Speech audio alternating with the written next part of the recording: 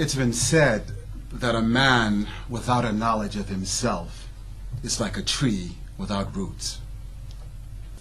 A tree without roots can't grow. That observation is especially relevant to us as a people. Without a knowledge of ourselves, we cannot grow. Without a knowledge of ourselves, we cannot prosper as a people. Without a knowledge of ourselves, we cannot know who we are, and especially young people. So it's important that we embrace our history. We're privileged to have as our guest today an individual who has spent a significant part of his adult life talking about and publishing information relevant to the history and culture of black people. He is the publisher and founder of American Legacy magazine, American Legacy Woman, American Legacy Junior, and a number of other magazines that most of you who read his biography are aware of. So we're pleased to have you here today, Mr. Reynolds, and we thank you for coming to the village of Wadley, coming to the village of Harlem. We're going to try and have a comfortable dialogue between these brilliant, handsome young brothers and sisters here and yourself. But I'm going to begin this conversation with a couple of questions that I've harbored in my breast for quite a while, my chest I should say, for quite a while. I'm an avid reader of American Legacy magazine. I'm glad to hear that. Okay. In fact, one of the stories that lingers in my consciousness was the story of the oldest survivor, black survivor, that is a soldier who had fought in the Civil War. I mean, I could go on. There are a number of stories. I'm always intrigued and pleased and impressed by the quality of the work. I'm curious as to what was it that gave you the vision and the desire to create a magazine such as American Visions? American Legacy, I'm sorry. Well, as I mentioned earlier, I became very interested in our history and culture through a friend of mine, a college classmate who had taken African American Studies while at the University of Cincinnati. And one of the things that I, along with some of our other classmates, found out was that he was actually learning about his history and his heritage, and learning about the individuals whose shoulders we all stand on. And I thought that was very, very important. And so when I was looking to go into business, I looked at which area, which industry that I would go into, and it was certainly going to be publishing. But then what kind of products would I publish? I could have published a hair magazine, I could have published a gossip magazine, but I thought that it was very important to publish a magazine that was educational, uplifting, enlightening, and that would not only educate and inform our community, but more importantly inform the general market community as well. And so I think that's really what got me involved in publishing a magazine that focused on our history and heritage, and then knowing that there was a huge appetite across America at that particular time to learn more about our history and heritage. I think that's the number one reason why I went into that particular area.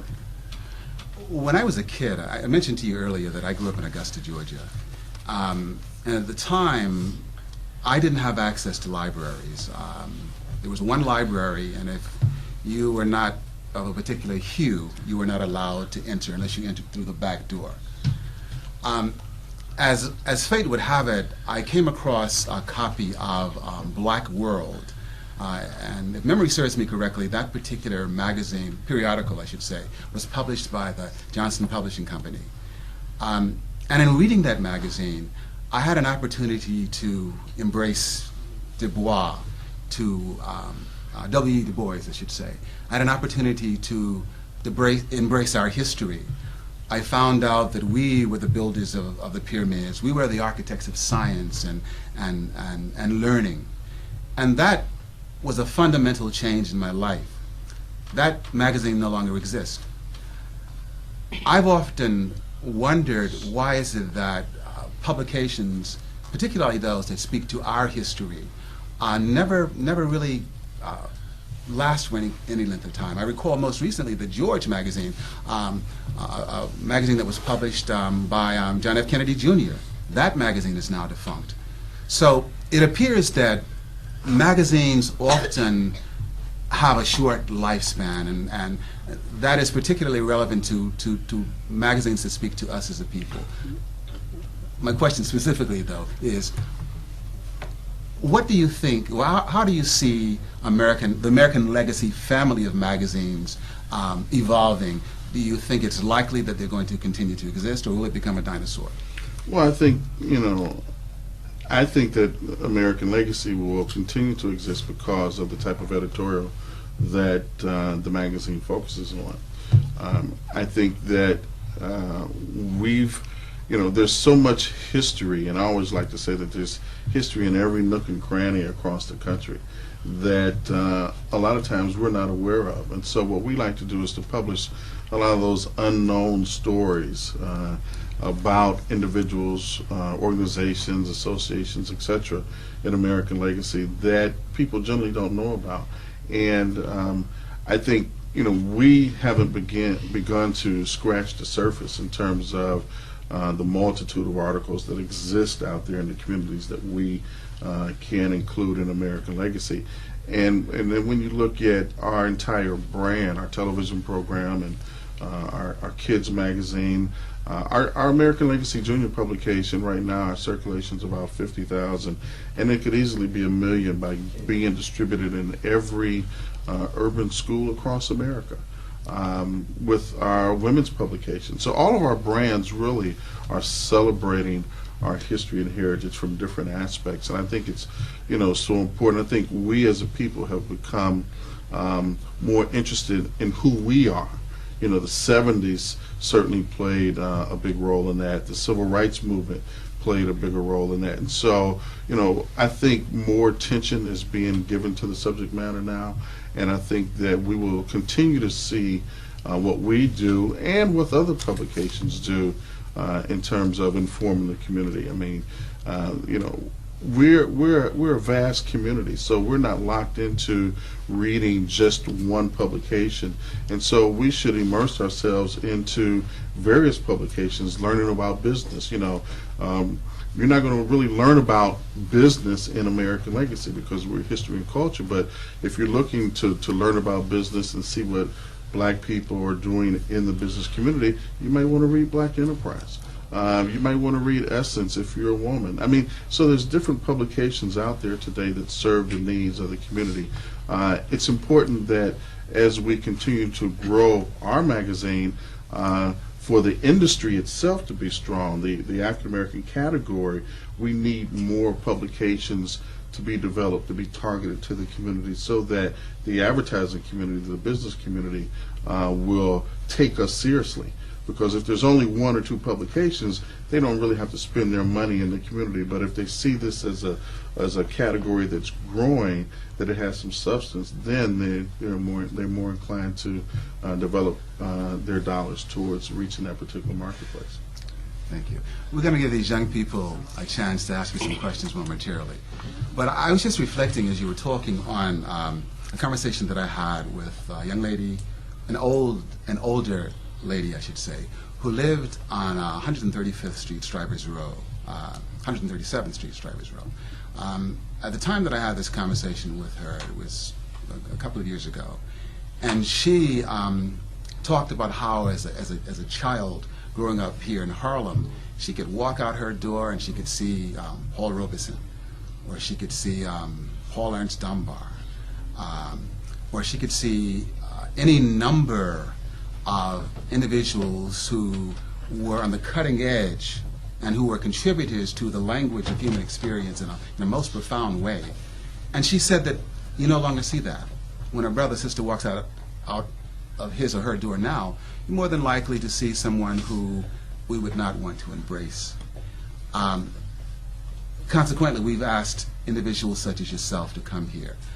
absent those kinds of role models in our neighborhoods, what can be done, or what do you think we collectively can do to make sure that these young brothers and sisters see individuals that they can emulate?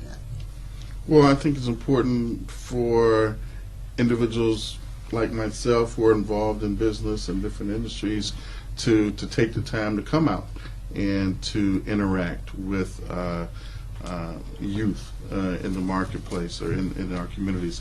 One of the things that we did, every year we have this Women in Strength and Courage Awards that we do during Black History Month. And for the first 3 years, we brought in these exciting women that we were honoring.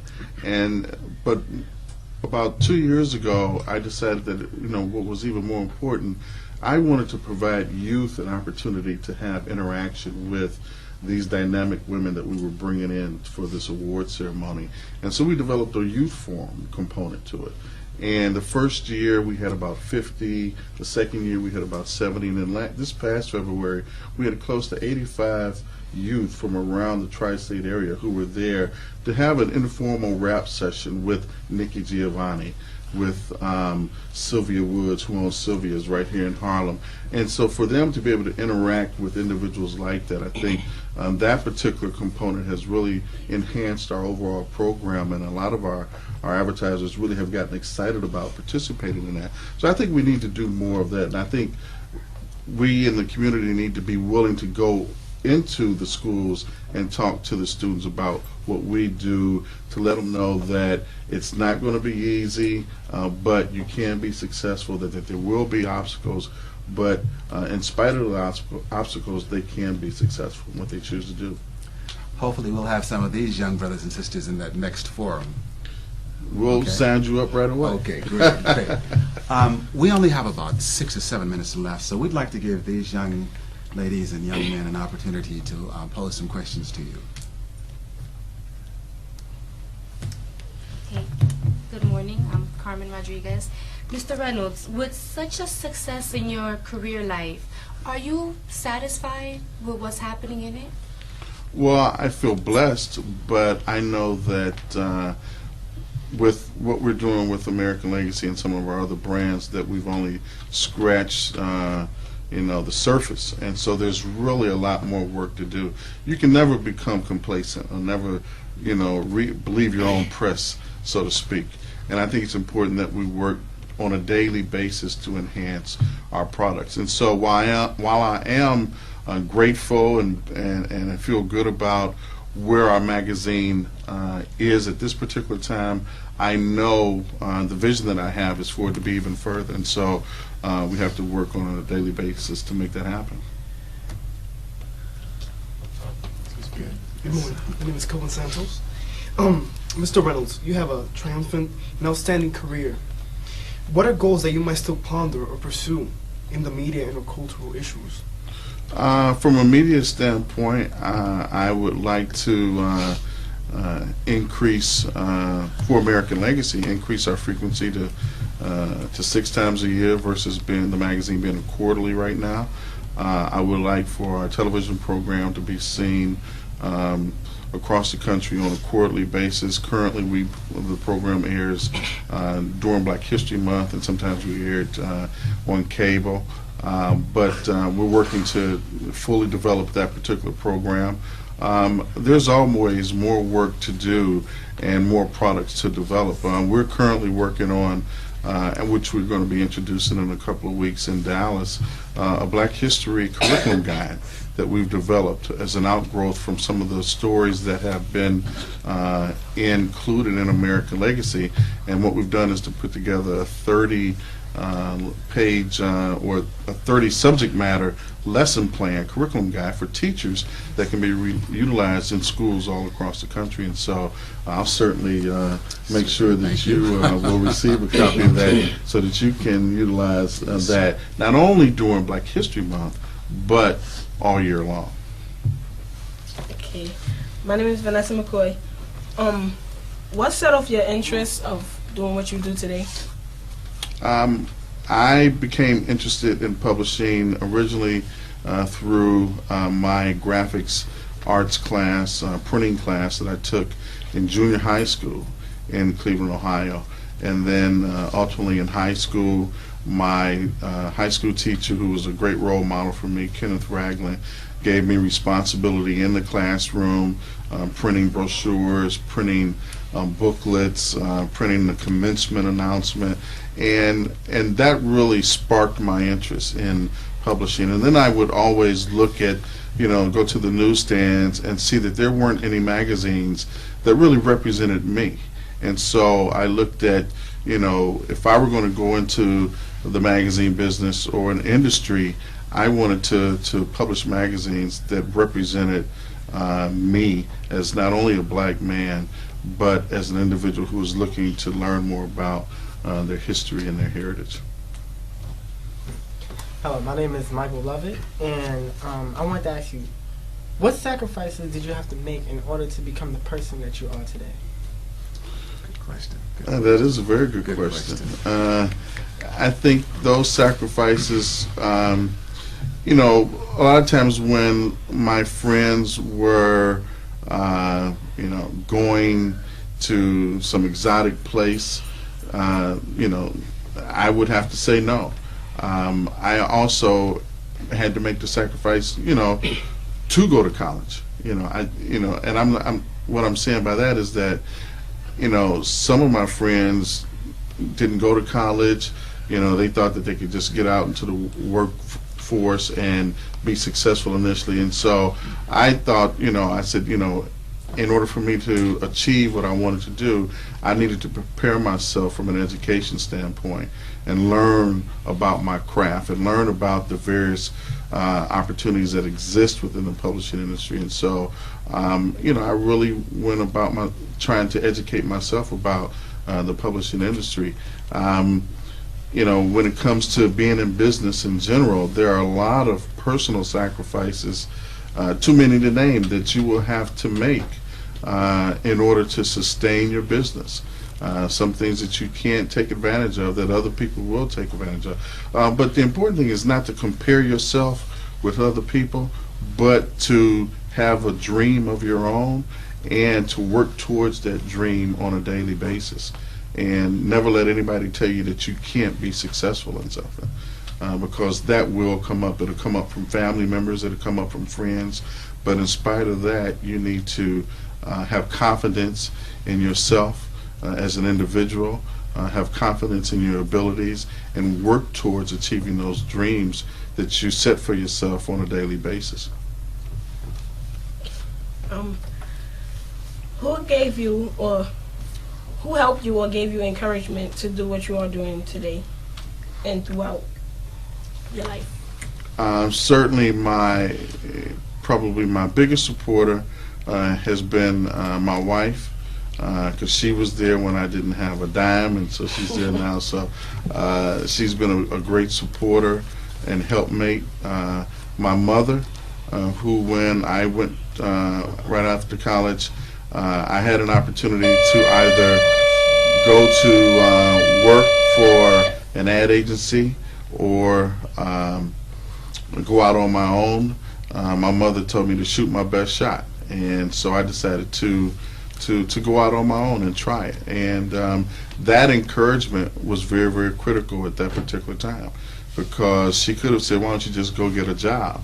But instead of saying that, she said, give it your best shot. And that really, ignited me, so to speak, the spirit in me to be an entrepreneur and to try to reach some of the goals that I had set for myself. Unfortunately, our time together is about ended. But as I've listened to you this morning, and as I've listened to these young brothers and sisters dialogue with you and open up their hearts, I was just reflecting on an ancient Chinese proverb which says that to name yourself is the beginning of wisdom. And it occurs to me in this age when we oftentimes use words that N-word or call each other names that are inappropriate, a magazine or the family of magazines, American Legacy Television, those are devices which help us to name ourselves correctly. And we thank you for that. In naming ourselves, we begin to embrace wisdom. So we thank you.